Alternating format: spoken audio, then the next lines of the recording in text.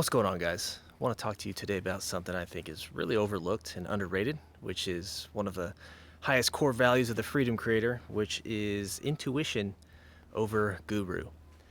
It's following your intuition over the advice of the latest guru on YouTube. All right? Being your own leader, having that relationship with the Lord, listening to his still small voice, recognizing when it's time to pivot, having the courage to listen to that voice when it directly opposes what is being perpetuated out there on the old make money online world, right? Being able to have the courage to follow your gut, even though you don't have certainty, even though you don't know what it's going to look like, right? That's what I want to talk to you today about. And if you're new here, my name's Adam Lucky. I've been an online business owner for 6 years, run a marketing agency, coaching, consulting. I owned a gym for 9 years. Now my mission is really to help other people build their freedom business and build a 7-figure business along the way and document it, share with you what's working, what's not working on this journey to building a business around my calling, around my destiny, and to help other people do the same thing, because I feel like there's a lot of people that want to do that. You're not just here to build a business just to make money, which is obviously important, but you want to do it in a way that's fulfilling and that is exciting and that aligns with your gifts. So that's what we're all about here on this channel.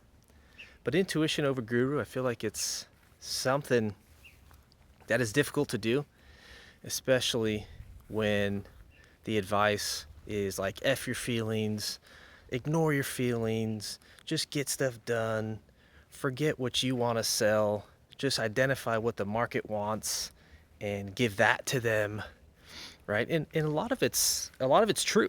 A lot of it's true. At times you do need to ignore your feelings and get stuff done, right? If we just did what we felt all the time, you would just lay around watching Netflix and be a lazy person, right? So you do need some drive, you do need some ambition, right? I'm not just saying you should be an airy-fairy, hyper-spiritual person that is just following their feelings and blowing with the wind, okay? That's not the deal.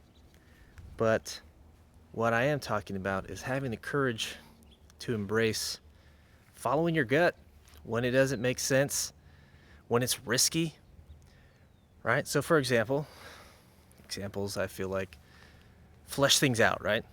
Gives you some perspective what the heck I'm talking about here. In my own life, a couple years ago, I was running an offer to help dentists.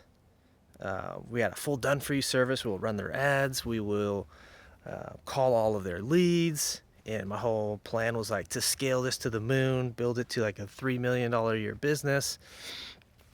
And we launched it. It was going pretty well. We hit 40,000, 42,000 the next month, 47,000 the next month. And, had a sales team, not a huge sales team. I just had a closer and a setter. And it was starting to go well in some areas, right? And then in other areas, it was just a complete disaster, right? And at some point, though, it just became overwhelmingly stressful, okay? But the internal conflict for me, and this may make a lot of sense for some of you as well, I had this belief that I should just keep on pushing. I had this belief that this is just how entrepreneurship is. Business is supposed to be hard. Get over it. Stop being a little biatch. Keep pushing. And at the end of this road, you're going to have the reward, right? Maybe you can sell the business, or maybe you can one day have it set up where it's way more automated than this, but you just got to keep pushing through. And sometimes that may be true. Sometimes that may be true. And this is why I think everything is nuanced. I think you got to make these decisions for yourself. But for me, I realize that's a bunch of BS. Scaling into pain is not a reality. Subconsciously, we will sabotage our success. Maybe you felt that way, where you try to keep growing something, you try to keep growing your business, but you lack the motivation, you feel stuck, you don't even want to go to work, and you really just have to force yourself. It's just all push energy, compared to being pulled. You feel compelled with a vision. You feel aligned with your calling. You feel excited to go to work. All right? And that's what I believe work should feel like. But a couple years back, I didn't have that belief, man. I just felt like I was being a little punk. So I had a lot of shame. I had a lot of shame around my inability, which is common for men, right? We often feel we don't have what it takes. So we push even harder to prove that we have what it takes to get it done. And the reality is, maybe your offer is just misaligned, okay? Maybe it's not about the whole shame thing, that you do have what it takes. Maybe it has nothing to do with your inability or inadequacies, okay? Maybe it is simply that you're trying to push into something that is just causing more pain. And that's maybe why you're not scaling, right? And for me, this really hit me like a ton of bricks when I heard, as a now mentor, he said, he made a post, or maybe we were talking, I forget, but he said, like, I have 0% business stress. 0% business stress. I mean, I have life stress, but, you know, this guy is making $150K a month, doing what he loves to do. He talks about alignment, you know. And I had so much judgment around that in the beginning, like, especially that word alignment. I'm like, yeah, that's just for people that don't want to do hard stuff. Bunch of pansies. But something in me knew that he was telling the truth. I knew him well enough where I didn't believe he was just lying about that. So I was really inspired and really angry all at the same time. I was angry because the way I set up my business was a ton of stress. The clients I was working with predominantly did not like them, did not enjoy working with them. Okay, there was a select few that were really cool to work with. In the way I was delivering the service, like full done for you service, I did not enjoy that either. I remember when I was signing up, like I would make a new sale, and like part of me is like, cool, yeah, we made the money. And then another part of me like dreaded bringing on this client because I just didn't enjoy the way the promises we made, right? So there was flaws in the offer, the guarantees we used, okay, the type of client we were attracting, and then also the systems. So those are all areas that can be misaligned. And if we don't actually diagnose those areas of our business, we can fall into the trap that I fell into, which is thinking, I just need to push harder. I just need to spend more on ads. I just need to keep closing deals and just keep going and scaling, which is literally like trying to turn up the music on a song you don't even like, right? You don't even enjoy it. What is the point? All right. So for me, I believe enjoyability equals sustainability. And to build something long-term, which is what it takes if you're going to build a 7-figure business, a 6-figure business, you're going to have to enjoy it. You're going to have to enjoy it, right? Not every dynamic of your business should be enjoyable. I get it. There's things, especially in the early stages, there's going to be a lot of parts of your business that you don't enjoy, or maybe it's just uncomfortable, like getting on YouTube and recording daily content, which is one of my goals these days. Maybe not daily, but at least like 3-4 times a week, which is very uncomfortable, having to think of things to say and whatnot. So what is that for you, right?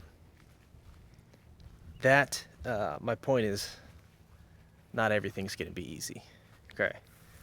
On the flip side, when things are aligned, there's a little more energy. There's a little more of that pull energy that you feel like it's worth it, like putting in the work is worth it. So in my story, that was my transition I made, which was very difficult, to risk the financial stability that I had of making 30, 40, 50K a month. And that was revenue, by the way. That wasn't profit. But still, taking home a good amount, paying the bills, but dissatisfied with just not feeling like I'm misaligned and not tapping into my calling. And this is another point. It's not maybe just like the business model. Maybe it's you're missing the signs to move on to the next season. And that's why it's so important to be tapped into your intuition. And that's why I believe being a follower of Christ is the greatest advantage of all time. If you think about having the creator of the universe dwell with you, like that's literally the promise. That's literally the promise of God, is that I am with you and that my spirit is with you and I will lead you and I'll give you wisdom. Right? Where do you think he communicates? If God is a spirit and we are a spirit and we live in a body, that's going to come from the still small voice of following your intuition and allowing him to navigate your life. And that takes courage though, man. That takes boldness to be able to step out in faith and be like, all right, I'm going to go on this new direction. I don't know 100% what it looks like. It may be really hard. It may not be perfect. That's how it's been for me the last year of transitioning from this proven model that I know to a new model of like coaching, consulting, helping people in this way of creating content, courses, education. So what does that look like for you? That's my question for you. What is that feeling that you get? Lean into that, man. Don't ignore your feelings. Don't ignore the nudging. Don't ignore, sorry, try to get that sun out of your eyes. Don't ignore where God is leading.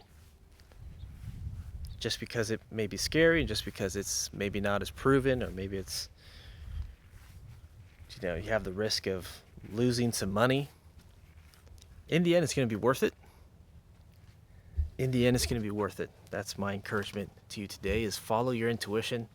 Lean into your intuition. So how do you do that practically? How do you practically lean into your intuition? Well, I've already touched on it, but I think that is having a practice of being out in nature. At least that's what works for me. Being out in nature, taking those walks, quieting my soul. That's why the scripture says, be still and know that I am God. Like, be still. That's a challenge in today's day and age, especially if you're a dad like me. You got family and you got responsibilities. There's lots of noise in your mind. Maybe there's a lot of anxiety and a lot of fear. That's why prayer is powerful. Prayer is powerful, and that's why the scripture encourages us to cast our cares upon the Lord, for he cares for us. All right, so a lot of the first part of my walk is just unburdening myself, like identifying the things that I'm really worried about and just getting it off my chest, right? And that's, I think it's a different scripture. I think it's in Philippians, but he talks about, now I'm blanking on it, but the peace of God will surpass all of your understanding, right? So he talks about in Philippians where come to God with your requests and your petitions and your prayers. And when you do that, the peace of God will fill your heart. It'll fill your soul. So when we unburden ourselves, when we come to God in prayer, we can get rid of these blockages, these fears, these insecurities, and now we're in a place where we can hear clearly, right? We're in a place of stability. We're in a place of faith, and we're not making all these decisions based out of fear. So I'm sure there's a ton of other ways to tap into your intuition. I know one example for me back maybe like 4 years ago, in my marketing journey, my online business, I was running like a full done-for-you service for gym owners, and then I kind of got burnt out on that. So I had I was watching this YouTube video one night, and it was this guy talking about this new offer, like selling SaaS, and I just knew it. Sometimes you just know, and that's intuition. Sometimes you have this knowing, this confidence, like this is what I need to do, and you can just feel it in your bones, and you have this confidence that is the direction you need to go. So I followed that. I watched that video even though my wife was pissed because it was late at night. She's like, get off your phone. Get off your phone. I'm like, dude, quiet, woman. I need to watch this. Well, I didn't say it I didn't really say it like that, but I had to watch that video, and he was explaining this new model of combining Go, High Level, and UpX, which you may or may not know what that is, but basically it enabled me to have a new offer to sell to my audience. And it enabled me to structure my business in a way that allowed me to travel in that RV for 6 months. And no, it wasn't perfect. And yes, I did work only like 4 hours a week. And that was really beautiful. And there's a lot of stressful times as well. But overarching, it was a beautiful time because I followed my intuition and I structured my business and I created a new offer based on intuition instead of listening to what all the gurus say, right? So that's my encouragement for you today. What are some of the areas of your life that maybe you're ignoring? You feel the nudging, but you just keep ignoring it and you come up with excuses and reasons why you can't do it. Maybe you feel like, oh, I just don't have the skills, or I just don't have the time. Whatever it is, it's all a bunch of excuses. And the reality is you're just scared. You're just scared to step out of your comfort zone and launch out into the new thing. What is it for you? I'd love to hear your story. What do you feel called to that you're not pursuing that you need to?